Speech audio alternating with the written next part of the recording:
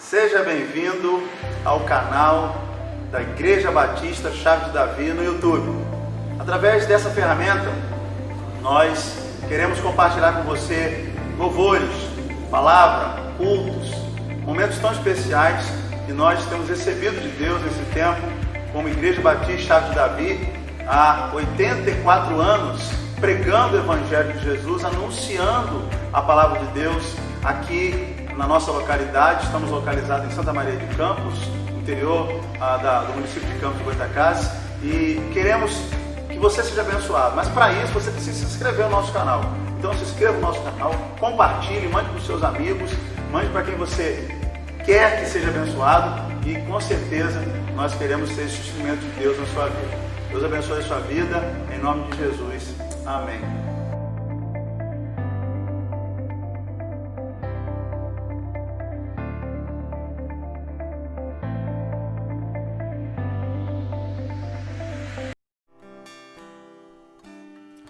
Bom dia, bom dia, bom dia, queridos.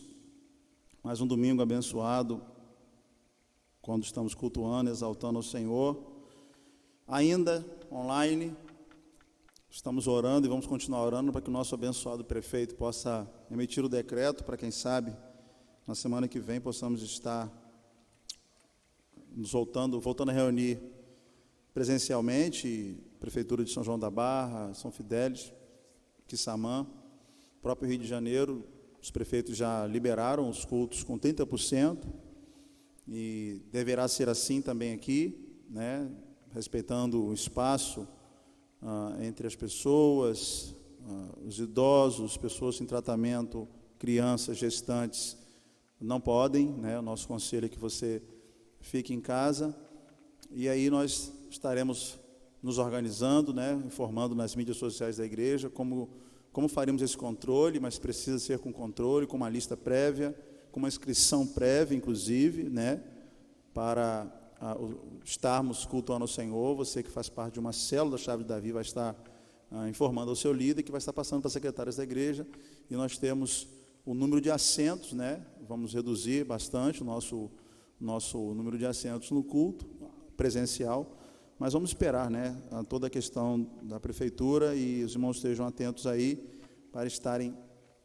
recebendo essa oportunidade. Estamos juntos mais uma vez, em nome de Jesus. Nosso estudo de hoje é sobre o livro de Daniel, na nossa sequência, e ao estudar e meditar, é um livro apaixonante. Deus me deu uma música que nós gravamos em 2010, no CD Mudança. O nome dessa música é Daniel, né?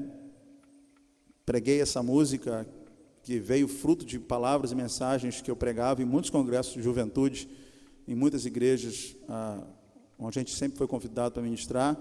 E eu queria começar esse culto cantando esse louvor, né, falando desse jovem que foi levado à Babilônia, jovem, mas ali na Babilônia, Daniel, santificado pela palavra, viveu uma vida santa, viveu uma vida separada. Como jovem, não se contaminou, decidiu no seu coração não se contaminar com o manjar do rei, e ele vivendo essa vida santa diante de Deus. O Senhor honrou a vida dele, o Senhor abençoou a vida de Daniel, e ele foi uma bênção para a sua geração. Vamos adorar juntos.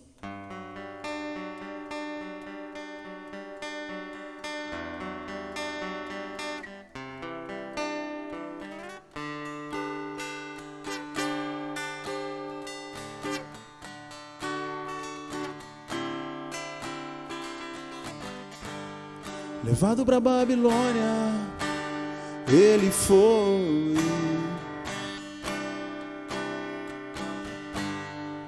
Do manjar do rei não provou.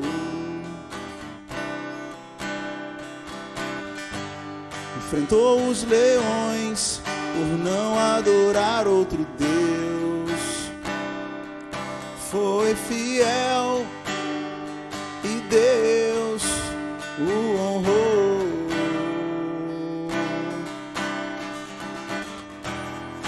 Daniel decidiu em seu coração: não vou me contaminar, mas vou me santificar.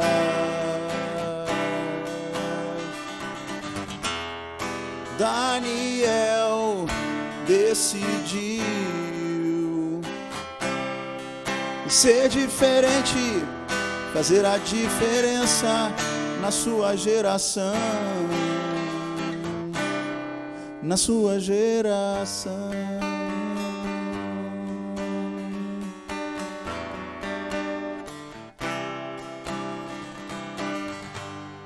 No mundo de hoje vemos tantos jovens adoram Facebook, Instagram, WhatsApp, seguem a maioria, gostam de ficar, e o seu coração anda sem direção.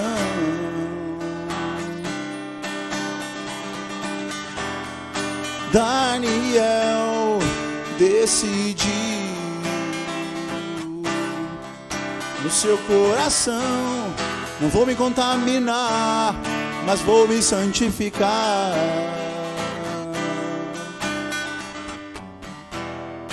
Daniel decidiu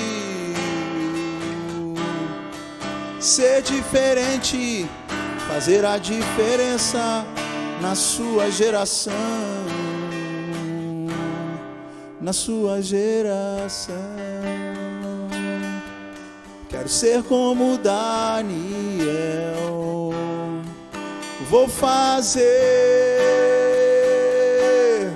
a diferença na minha geração. Quero ser como Daniel,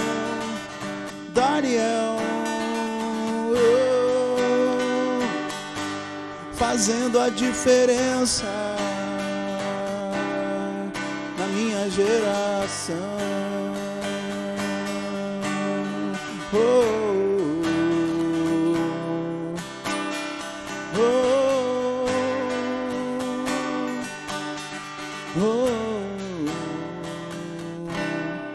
Na minha geração.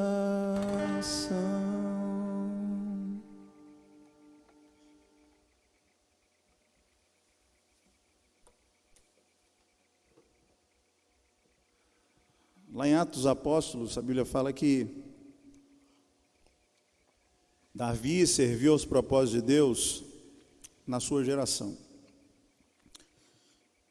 No tema desse louvor, que é o tema do nosso estudo hoje, Daniel, na sua juventude, levado cativo, morando em Babilônia, alguns vão dizer 70, 75 anos, alguns vão até achar que quase 80 anos, ali na Babilônia, cativo, escravo, Daniel serviu aos propósitos de Deus. Daniel foi usado por Deus naquele tempo, na sua geração, para fazer a diferença num local tão difícil. Esse é o propósito de Deus para nós hoje, num tempo tão difícil, um tempo de pandemia, um tempo de isolamento social, um tempo quando a gente não pode estar vivendo aquela comunhão gostosa e maravilhosa que é tão peculiar da nossa igreja. Mas eu creio, e temos ouvido testemunhos, que o Senhor tem nos usado, através dos cultos online, das lives que a gente já fez, dos cultos drives, da passeata e momento especial para as mamães da nossa localidade, cada célula no Zoom, né, aqueles que têm se esforçado para vencer a barreira da tecnologia e vencer o desânimo também, porque claro que a gente queria não estar fazendo pelo Zoom, a gente queria estar fazendo presencialmente, mas se é a ferramenta que nós podemos fazer hoje, através da videoconferência, nos reunimos as células através do Zoom, isso não pode ser desculpa para a gente não participar. Então, se você não tem participado pelo Zoom da sua célula, misericórdia, você precisa se realinhar com aquilo que Deus tem dado como igreja e ferramenta para estarmos vivendo a comunhão. E aqueles que têm participado das células pelo Zoom, têm testemunhado que Deus tem falado, novos, né? Eu tenho várias pessoas que estão esperando abrir o culto para vir conhecer a igreja, que foram ganhos para Jesus no Zoom, através da célula do Zoom. Estava em casa, alguém mandou o aplicativo, mandou o convite, e eu quero uma oração, eu quero participar. Entrou naquela sala virtual ali, né? Orou, recebeu palavra, e geralmente é a palavra que nós pregamos aqui no domingo à noite, e Deus salvou aquela pessoa. Ela agora quer conhecer o templo da Chave de Davi, quer conhecer a igreja Chave de Davi. Querido, Deus te abençoe. Você que a sua história que eu estou acabando de contar aqui agora, desse testemunho do que o Senhor está fazendo, é muito bom, né, ter você online, é muito bom ter você cultuando conosco, agora pelo Facebook ou pelo YouTube. Aproveita e se inscreva no nosso canal. É uma média aí de 15 a 20 pessoas que tem por domingo, né, alguns de manhã, outros à noite. Nós estamos chegando já a quase 700, estamos caminhando, marchando, trabalho de formiguinha. Mande para os seus amigos, mande para os seus contatos, né? Se inscrevam no canal da Chave de Davi. Nosso alvo é alcançarmos 1000 inscritos para podermos fazer outras transmissões sem usar a câmera. Hoje estamos no tempo com o recurso de uma câmera HD, né, que nos facilita, mas em breve vamos estar voltando aos cultos nos lares. Colocaremos o tripé com o celular pelo YouTube, depois dos 1000 inscritos, e poderemos transmitir também e abençoar outras famílias também. Nosso momento de oração, quero ler aqui os pedidos de oração, né? Você pode colocar agora aí, talvez a gente não consiga até o final do culto ler, mas se eu não consigo ler no culto da manhã, eu leio no culto da noite. Se eu não consigo ler no culto da noite, na terça-feira, os irmãos da mídia estão passando os pedidos, nós estamos anotando todos eles com muito carinho e trazendo para orar. Irmão Gessé, os irmãos têm tratamento, irmão Gessé, irmã Mariné, irmã Isabela, irmã Vanilda Lopes, Vanilda Fule, irmão Alex, irmã Silvia, irmão Ernesto, irmão Rubens, irmã Luzia Gil, Arthur, a Elma, a Ângela, a prima da irmã Rosa, Daiane. Amém, amém, amém. Pequenas questões técnicas aqui. Vamos continuar com a nossa lista dos irmãos que estão pedindo oração. Né? Pedimos pela irmã Daiana, prima da irmã Rosa, que lá no Rio de Janeiro, que tem melhorado. Rosa já nos deu um resultado, graças a Deus, muito bom. Irmã Maria Moura, seu Rogenaldo, Suelen, Vânia, a sogra do Niltinho, lá em Guaçuí, continua internada. A família de Marlene no Rio, né, pede oração. Ivanildo, Josilene, o filho Cauê. Irmão Zé, esposo da irmã Sandra, também vai entrar no tratamento agora, a irmã Sandra Rocha, e ela pediu oração pelo Zé, em nome de Jesus. E eu também quero pedir, vamos estar orando também pelo pastor Chicão, pastor Francisco Sarlo, foi meu professor no seminário, um servo de Deus, está com Covid, internado na UTI da Unimed, e nós vamos estar orando agora pelo milagre na vida do pastor Chicão, crendo na mão poderosa do Senhor, agindo no sobrenatural. E chegou para nós também a notícia, estávamos orando pela uma irmã lá da Igreja Batista do Parque São Caetano, né? A irmã Amanda, mas o Senhor a levou, então nós temos que orar pelo conforto, pelo consolo da família. Alguns outros pedidos também que os irmãos mandaram pelo celular, né? Nós temos recebido, e assim que a gente vai estando lendo, a gente vai estar passando e repassando. Uma Rosana Deise pede para sua família lá no Rio, né? Raquel, seu genro Leonardo. A irmã Roselane pede pela sua sobrinha, a irmã Roselane Alves. A irmã Nádia Crespo pede pela sua mãe, né? Então, você que está cultuando com a gente agora, nesta manhã, pode ser que a gente não consiga até o final do culto ler todos os pedidos. Deixa aí na linha, nos comentários do YouTube, nos comentários do Facebook, nós vamos anotar. Culto à noite, nós estaremos lendo os pedidos de oração. Terça-feira eu vou continuando atualizando a lista aqui dos pedidos de oração. Nós passamos para a intercessão da igreja. Vamos estar orando por cada pedido. Como eu tenho costume, né? Você que puder na sua casa também, vamos estar nos ajoelhando diante de Deus. Pai poderoso, Pai Senhor maravilhoso, nós cremos no Teu poder, nós cremos na Tua misericórdia. e colocamos cada nome que acabamos de ler, cada pedido de cada pessoa, de cada situação, no teu altar, Pai. O Senhor é Deus de milagres, o Senhor é Deus de maravilhas, o Senhor é Deus que muda a história, e a palavra do Senhor nos diz: clama a mim, responder-te-ei, anunciar-te-ei coisas grandes e firmes que não sabes. Por isso que nós, mais uma vez, com fé, com o nosso coração contrito e quebrantado, colocamos cada pedido, cada súplica de cada pessoa que tem colocado, que tem pedido pelos comentários no YouTube, no Face. Visita agora, com teu poder, com tua cura, com teu milagre, visita agora aqueles que estão na UTI, pastor Francisco, Sarlo, lá naquela UTI da Unimed.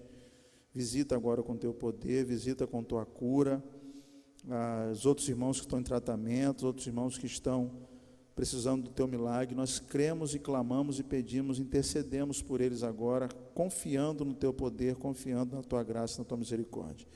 Oramos no nome de Jesus, porque cremos no poder que há no nome de Jesus, aquele que levou sobre si as nossas enfermidades. Por isso que nós clamamos ao Senhor pela cura e pelo milagre dessas pessoas. Em nome de Jesus.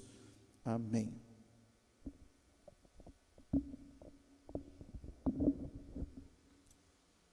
Daniel, muito precioso, irmãos, nós estarmos estudando a palavra de Deus e chegarmos ao livro de Daniel, né? Nós estamos na nossa segunda revista, né? Essa aqui, né? A primeira nós estudamos de Gênesis a Neemias, agora estamos de Esther a Malaquias, depois completaremos com Mateus a Filipenses e a última de Colossenses a Apocalipse. Todo o ano de 2020, na Igreja Batista Chave de Davi, nós estamos fazendo um nivelamento bíblico de conhecimento, livro por livro,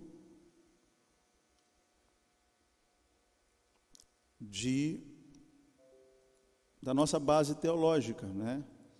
Nossa doutrina, na nossa declaração doutrinária, que, aliás, foi um material que nós usamos na EBD. Em outubro, novembro e dezembro do ano passado, nós estudamos a declaração doutrinária da Convenção Batista Brasileira, que eu fiz um apanhado e transformei em lições da EBD, uma forma didática, para que muitos irmãos que se converteram, né, nesses últimos anos, outros que vieram de outras igrejas, estamos recebendo muitos irmãos na igreja, conhecessem a declaração doutrinária da nossa convenção, que é maravilhosa, né? Recomendo aos pastores que ainda não estudaram e não passaram para a igreja para repassarem princípios tão maravilhosos. Quem foi Daniel? Daniel é um dos maiores homens da história dos judeus. Os textos de Ezequiel 14 e 28, 3, como também Mateus 24, e eu queria ler esses dois, pelo menos, Mateus 24, abra sua Bíblia, por favor. Você já está com sua Bíblia em mãos, domingo de manhã é domingo de Bíblia, instrução na palavra. Então você tem que estar com a caneta, tem que estar com caderninho, né, anotando, rascunhando, fazendo observações na sua Bíblia e aprendendo um pouco mais. Mateus 24, versículo 15, diz assim a palavra de Deus: quando, pois, virdes que abominação da desolação de que falou o profeta Daniel está no lugar santo, quem lê entenda.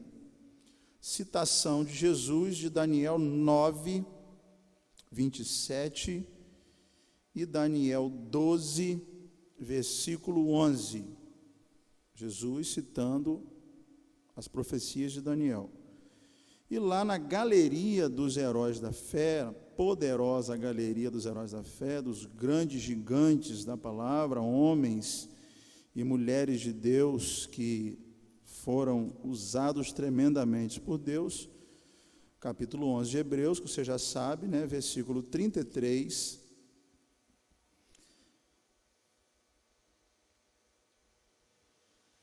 versículo 32 diz assim: os quais, o que mais direi? Faltar-me-ia tempo contando de Gideão, Baraque, Sansão, Jefité, Davi, Samuel e dos profetas, os quais pela fé venceram reinos, praticaram a justiça, alcançaram promessas, fecharam a boca dos leões.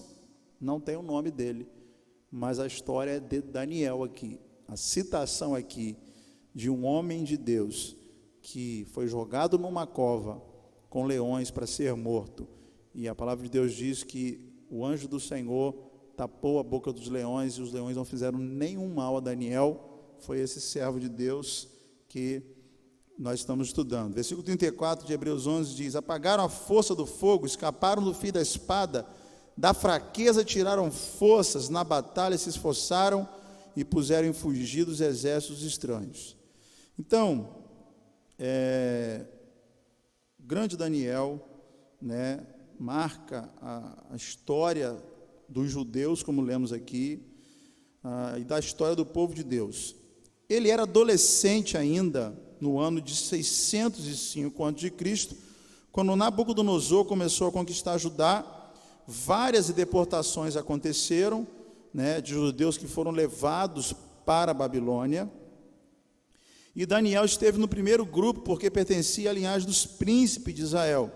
A prática de deportar a elite dos cidadãos de um reino conquistado a fim de treiná-los para servirem ao seu governo era comum na Babilônia. Daniel ainda estava ativo em 539 a.C., quando o reino foi conquistado por Ciro. Isso significa que ele viveu e ministrou na Babilônia por um período de mais de 60 anos. De fato, analisando a história, verificamos que ele viveu durante os reinos de 4 reis. Perguntinha boa para a prova, né? Tem irmão até preocupado com a prova que o pastor vai fazer da aula do EBD. Calma, gente, fica tranquilo. Quais são os 4 reis que Daniel, no tempo de Babilônia? Nabucodonosor, Belsazar, Dario e Ciro. Dario e Ciro, já não mais Babilônia, não Império Babilônico, mas o Império Medo-Persa, okay? Que conquistou a Babilônia. Mas ele viveu durante esses reinos, desses 4 reis, né? 3 diferentes reinos, como eu falei aqui: Babilônia, Média e Pérsia. Seu nome significa Deus é meu juiz. Toda vez que você encontrar com Daniel na rua, fale assim: Deus é meu juiz, bom dia. Deus é meu juiz, boa tarde. Este é o significado do nome Daniel. Aqui na igreja nós temos alguns, né? Alguns, vou lembrar aí: Daniel de Paula, Daniel filho de Alain, Danielzinho filho de Vanessa e Jonathan. Deve ter mais, é um nome lindo, né? Graças a Deus só tem um Marcos, aleluia, né? Também um nome feio desse, misericórdia. Quem vai querer colocar um nome Marcos no filho, né? Coitado desse menino, vai sofrer a vida inteira. Daniel é um nome lindo e tem um significado muito poderoso, né, na Bíblia. Ele foi investido de várias posições importantes por causa do seu caráter e sabedoria, também foi, e por causa da bênção de Deus sobre ele. Foi grandemente promovido, e Nabucodonosor nomeou ele dos magos do seu reino, colocou como governador de toda a Babilônia. Capítulo 2, versículo 48. Posição semelhante à de um primeiro-ministro dos tempos modernos. O neto de Nabucodonosor, Belsazar, tirou Daniel do ostracismo porque ele foi capaz de explicar as palavras que a mão escrevera na parede. Também o colocou como o terceiro governador sobre a terra. Capítulo 5, 29. Dario o designou como líder sobre todo o seu reino. Capítulo 6. Durante cerca de 75 anos, Daniel foi uma testemunha fiel de Deus no meio de um reino ímpio e dominado pela idolatria. Deixa eu fazer uma pausa aqui e falar sobre Daniel e a política, né?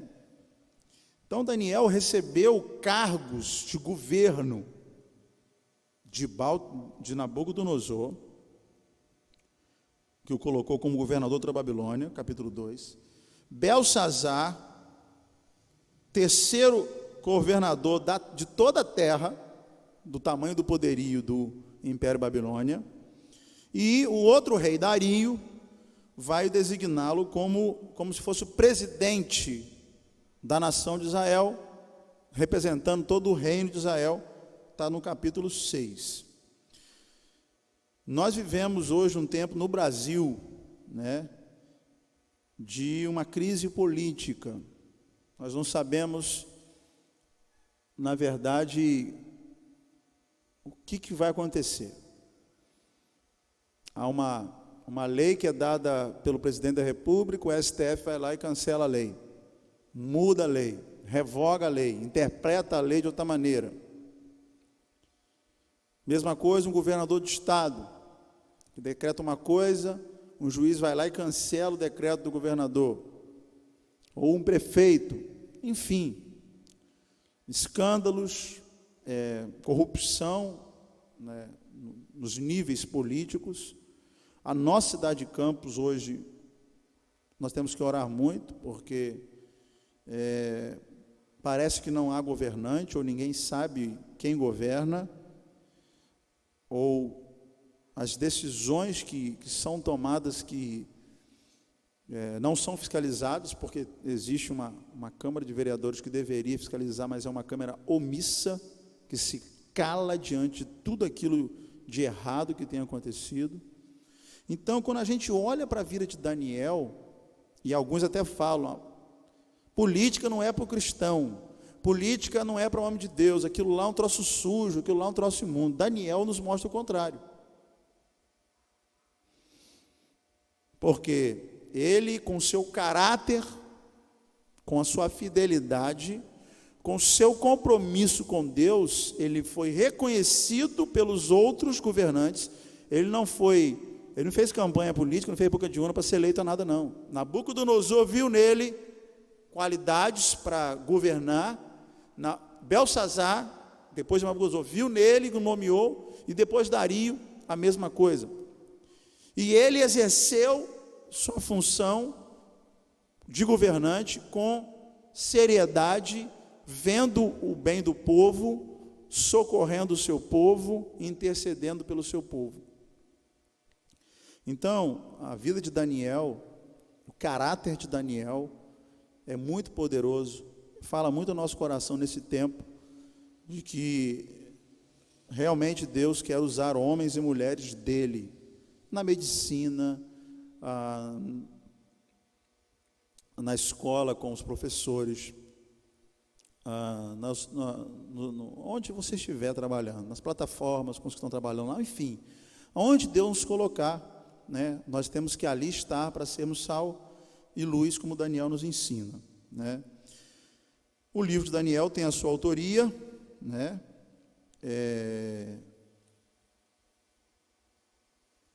Jesus Cristo dá testemunho dele, já lemos aqui Mateus 24.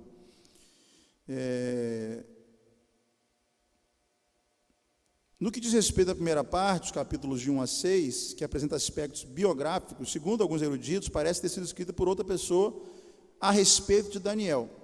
A data que tem sido atribuída ao livro de Daniel coloca como pertencente ao final do sexto século a.C.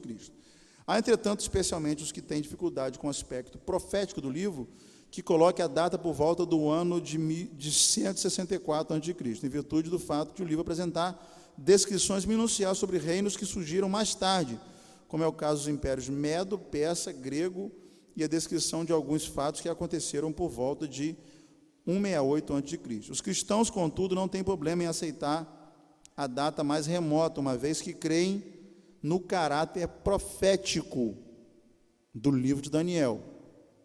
Por isso que é mais aceito pelos eruditos, cerca de 600 anos antes de Cristo, quando ele vai predizer o futuro, quando ele vai dizer o que vai acontecer com os reinos que virão pela frente. Por isso que ele é profético, né?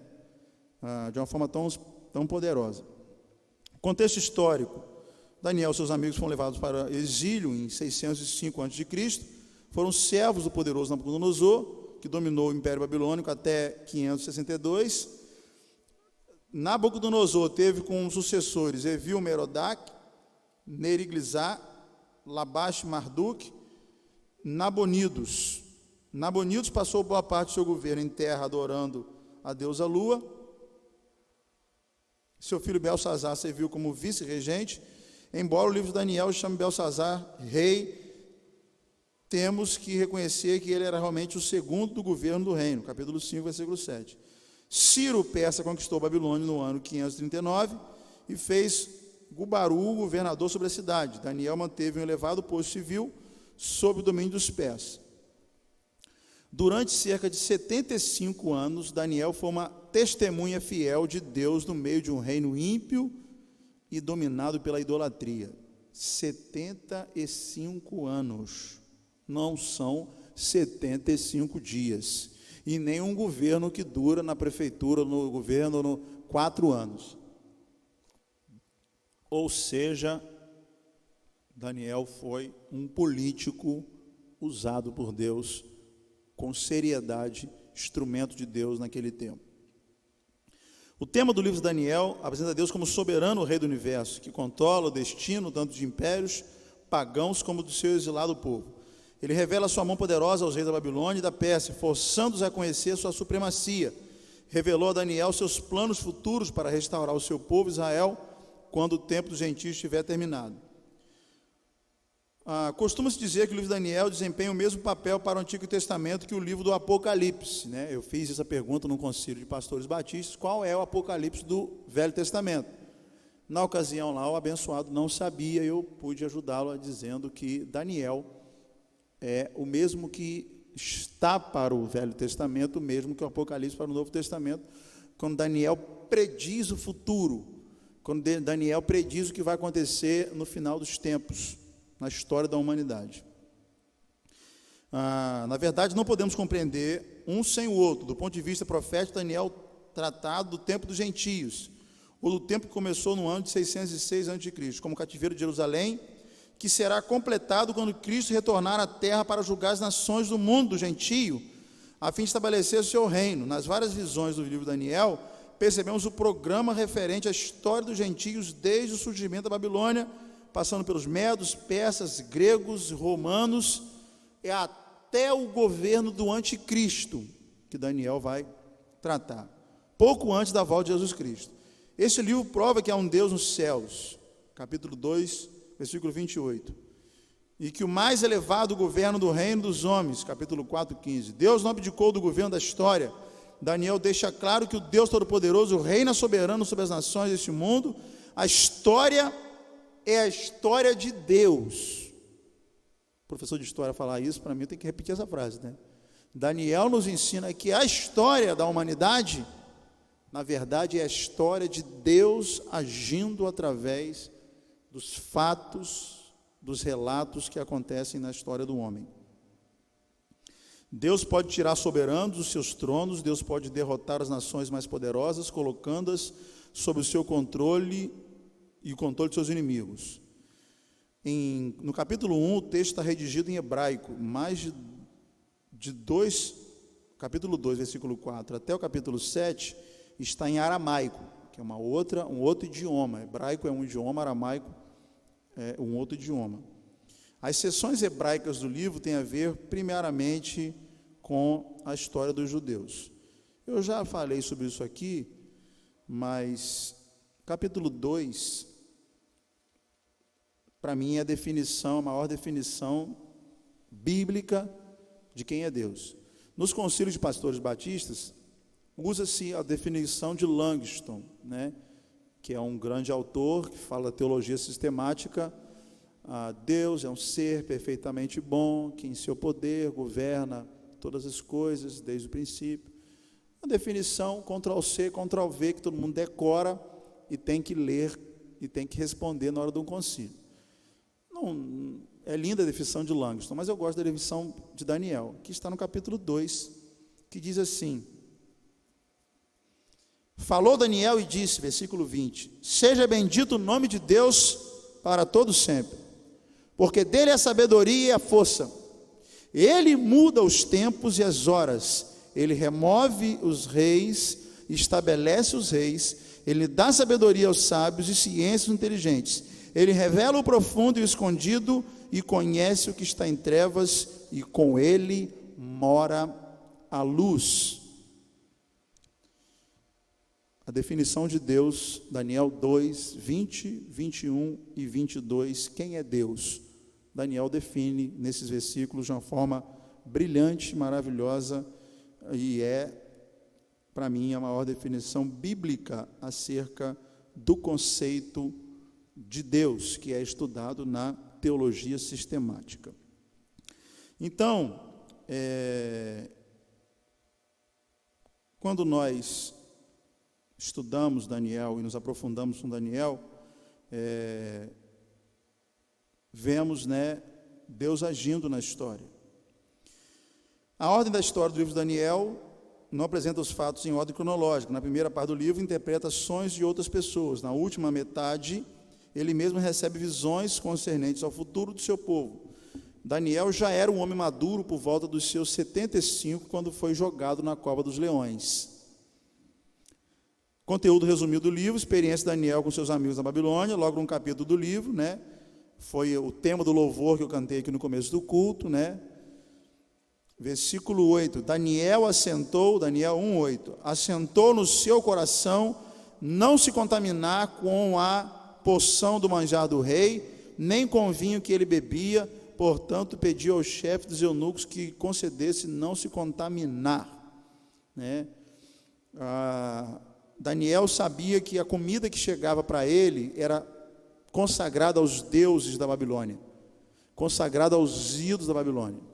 E ele faz uma proposta, resumindo aqui, ele faz uma proposta simples: olha, não quero carne, não quero essas iguarias aí, nós vamos comer comida natural. Daniel era fitness. E aí, os eunucos ficaram assim: mas como assim, rapaz? O rei, versículo 5, o rei determinou a ração de cada dia, vinho que ele bebia, e todos os manjares do rei. E aí Daniel falou assim: não vamos comer essa comida. E aí ele faz uma proposta: experimenta, peço aos seus servos 10 dias que se nos deem legumes e água. Legume e água. Eu não vou te indicar essa dieta, que é a dieta de Daniel. Tem até uma história engraçada de um pastor amigo meu que quis fazer o jejum de Daniel, 21 dias, fruta, legume e água. Só que ele não se organizou para isso, e ele não estava acostumado com isso, acostumado a bater prato com arroz, com feijão, carne, macarrão, da noite para o dia, cortar arroz, feijão, carne, macarrão, e comer fruta, legume e água.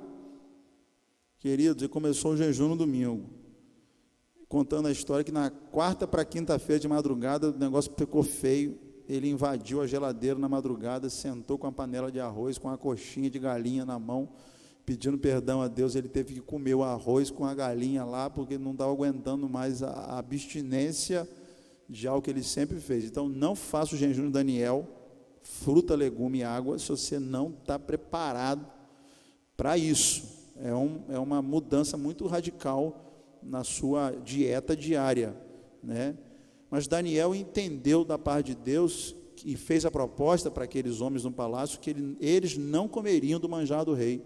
E ele faz a proposta e fala: olha, experimenta, peço-te, versículo 12, os teus servos 10 dias, fazendo que se deem só legumes e água a beber, e veja a nossa aparência e a aparência dos outros jovens que estão comendo o manjar do rei. E ele conveio nisso, experimentou 10 dias. Ao final dos 10 dias, pareceram os seus semblantes melhores, e eles estavam mais gordos, olha isso, do que todos os jovens que comiam porção do manjar do rei. Eles estavam, não ficaram que nem subnutridos, não, estavam com uma boa aparência. A esses 4 jovens Deus deu, versículo 17, conhecimento, inteligência em todas as letras, sabedoria, Mas a Daniel Deus deu entendimento de visão e sonhos. Os nomes deles, versículo 19, Daniel, Ananias, Misael e Azarias. Versículo 20, em toda a matéria de sabedoria e inteligência sobre o que o rei lhes fez perguntas, os achou 10 vezes mais inteligentes que os outros magos ou astrólogos que havia em todo o seu reino. E Daniel esteve até o primeiro reinado do ano do rei de Ciro. Então Daniel é um exemplo de sabedoria e inteligência para os jovens que estão me ouvindo agora, adolescentes. Vai estudar, meu querido, vai aprender com a formiga e deixe de ser preguiçoso, estude, seja estudioso, seja sábio. Daniel nos ensina essa bênção de viver. Daniel conviveu com Nabucodonosor cerca de 37 anos, quando interpretou o sonho que o rei tivera esquecido. Ordenou os sábios da corte para que adivinhassem e interpretassem sobre pena de morte.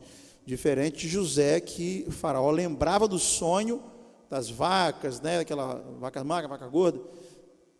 Com Daniel não, o rei esqueceu o sonho, Nabucodonosor esqueceu o sonho. E falou, vocês se virem, porque eu quero que seja lembrado qual é o sonho e a interpretação. E todos os magos iam morrer se não fosse Daniel. E Daniel, Deus revelou a Daniel, né?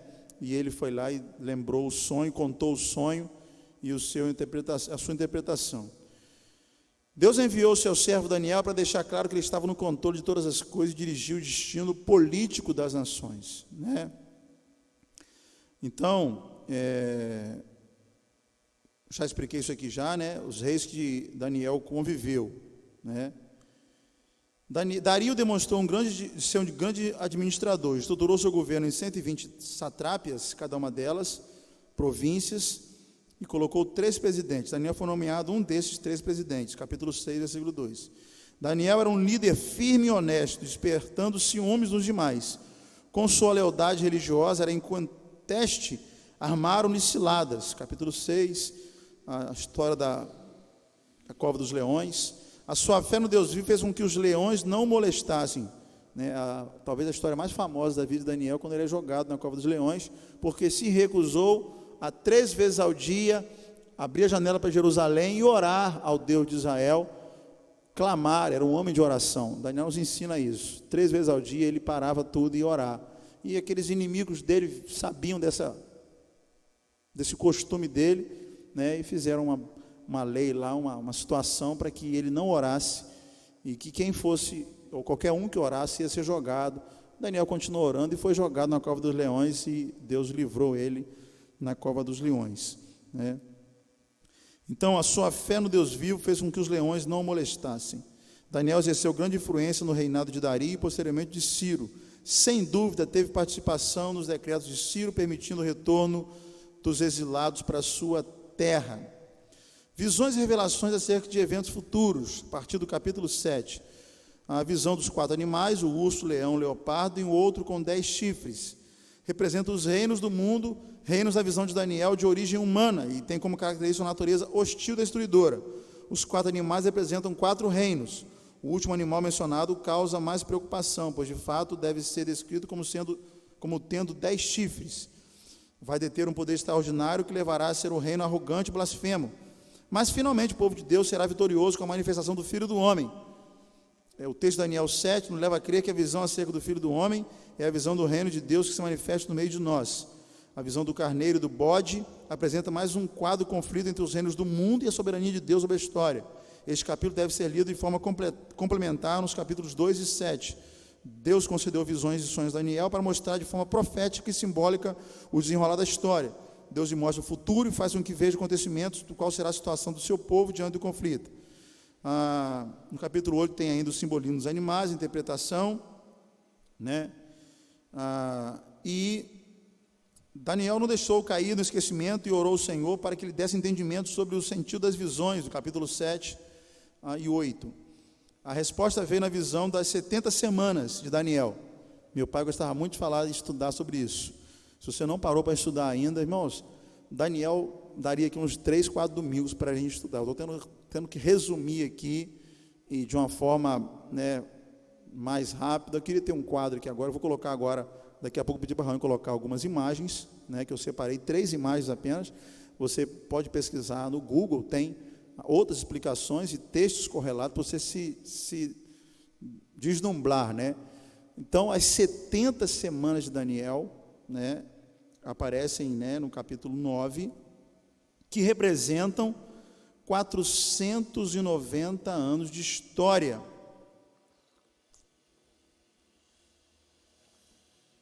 Que terminariam com o advento do Messias e na destruição de Jerusalém.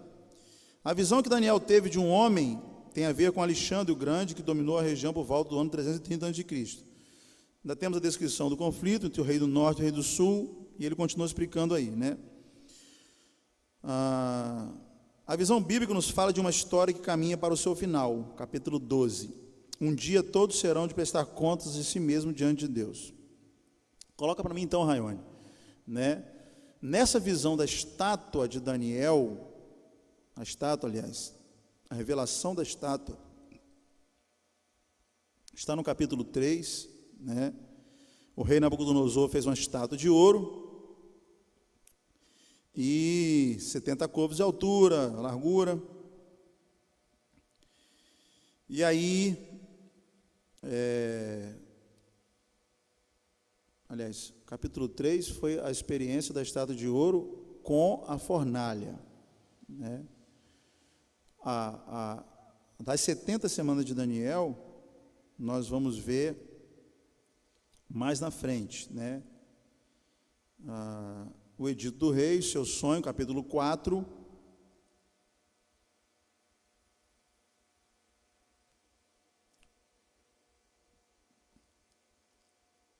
Capítulo 6, Daniel na cova dos leões.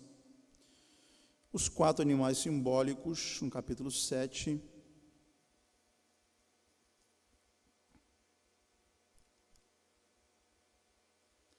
Capítulo 9, 70 semanas, né? No ano primeiro do reinado, eu, Daniel, entendi pelos livros que o número de anos que falou o Senhor do profeta Jeremias, que haviam de acabar as assolações de Jerusalém, era de 70 anos. Dirigi o meu rosto ao Senhor Deus para buscar em oração, jejum e rogo e pano de saco cinza, né? E aí Deus vai estar trazendo a revelação para ele, capítulo 12. Outra história muito forte de Daniel, né? Fala sobre intercessão. O anjo traz a resposta, mas 21 dias o reino da Pérsia, que foi Satanás com seus demônios, se fez de fronte a mim, e eis que Miguel, um dos primeiros príncipes, veio para ajudar-me, e eu fiquei ali com os reis da Pérsia. Vim para trazer-te entender o que há de acontecer com o meu povo nos derradeiros dias, porque a visão é ainda para muitos dias. Então, está aí essa imagem, né? Primeiro o Império Babilônico, a cabeça de ouro, os braços de prata com peitoral, o Império Medo-Persa, o ventre de bronze, a Grécia, as pernas, o Império Romano, e os pés, uma mistura de barro com ferro, né? Vai falar sobre a Europa, né, a imigração maciça durante o período, né, o Império Romano, que é o império que ele vai falar sobre isso aqui. Voltando antes, né, no Império Romano, em 1688 a.C., estabeleceram o quarto Império Mundial. Por causa da severidade e intolerância com a qual subjugaram as outras nações, esse império foi conhecido como o Reino de Ferro. Note as pernas de ferro, estátua e os dentes do animal, né? Das figuras dos animais também. Devido à imigração maciça durante o período de 351 e 476 depois de Cristo, o Império Romano foi dividido em 10 pequenos reinos europeus. Note os 10 chifres e os 10 dedos. Os chifres divididos, mais prósperos, e a afirmação de que não se uniram com a mistura de ferro e de barro dos 10 dedos representam a impossibilidade de uma Europa unida. Bota outra imagem para mim, Raul, por favor.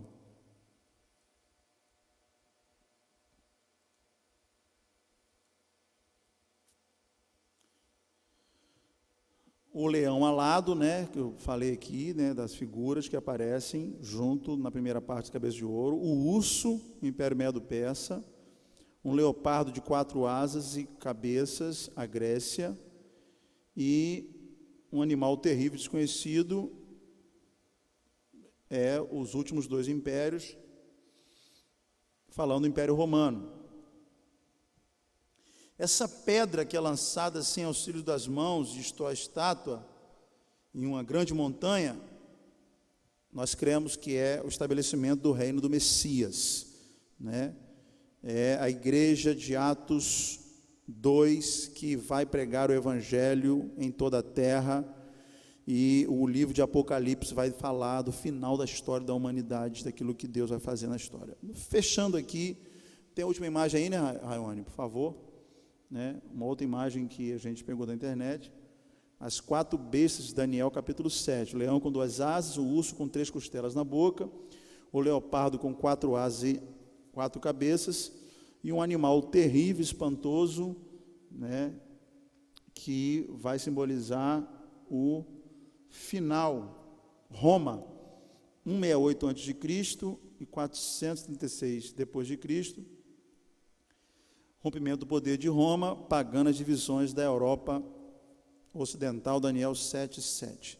Mensagem de Daniel para hoje: não obstante as circunstâncias, devemos sempre ser fiéis a Deus. Daniel e seus amigos foi oferecido a oportunidade de se ajustarem às normas recebidas para receberem proteção do rei que os levara cativos, mas eles preferiram manter-se fiéis a Deus e às suas convicções, correndo o risco de vida mesmo assim. Segunda coisa que Daniel nos ensina hoje Deus é o Senhor da história. Deus abdicou de sua soberania, não abdicou de sua soberania na história, continua soberano sobre pessoas e nações.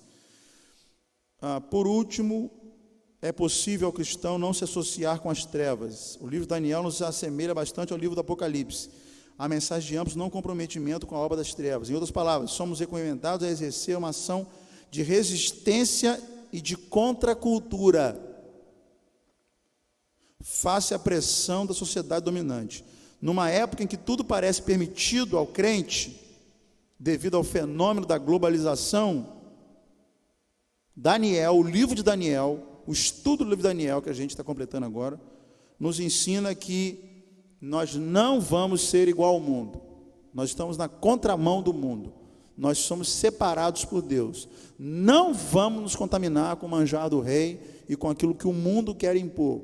O mundo quer que a igreja faça tudo aquilo de errado, seja, né, tem até igrejas hoje que têm se adequado a algumas coisas para ficar bem na mídia, contra a palavra de Deus. Querido, nós não, aqui não.